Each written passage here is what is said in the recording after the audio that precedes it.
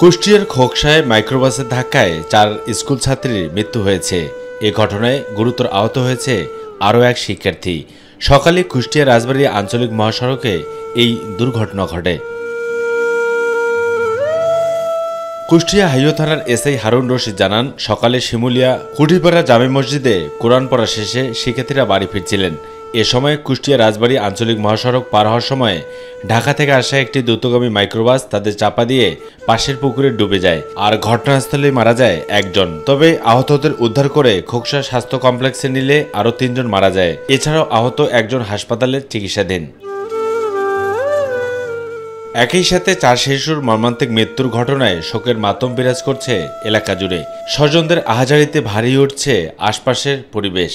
ঢাকা ফেরত একটা হাইস গাড়ি তাকে পিছন থেকে ধাক্কা দিয়ে 4 জনকে মারি ফেলাইছে। কোরআনপুরে আসার পথে ডান তারা আগের সাইড দিয়ে তারা আসতেছিল, পরে অন্য সাইড থেকে একটা মাইক্রো আসতেছিল, আসে হঠাৎ করে আসে মাইক্রো এসে পিছন থেকে মারছে।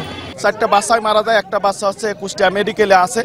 তো আমরা চাইছি যে এখানে সড়ক অবরোধ করে যারা প্রশাসনের ঊর্ধ্বতন কর্মকর্তা আছে এবং সড়কের যারা বড় ঊর্ধ্বতন কর্মকর্তা আছে, কেন এই উচ্ছৃঙ্খলমূলক কাজগুলো হয়, এটা তো একটা সমাধান আছে। এ ঘটনায় ক্ষুব্ধ এলাকাবাসী কুষ্টিয়া রাজবাড়ী আঞ্চলিক মহাসড়ক অবরোধ করে রাখলে পুলিশ এসে পরিস্থিতি নিয়ন্ত্রণে আনে। তবে আর কোনো মায়ের বুক যেন খালি না হয়, এমনটি প্রার্থনা ছিল সবার মুখে মুখে। অবসেতপু, মাই টিভি।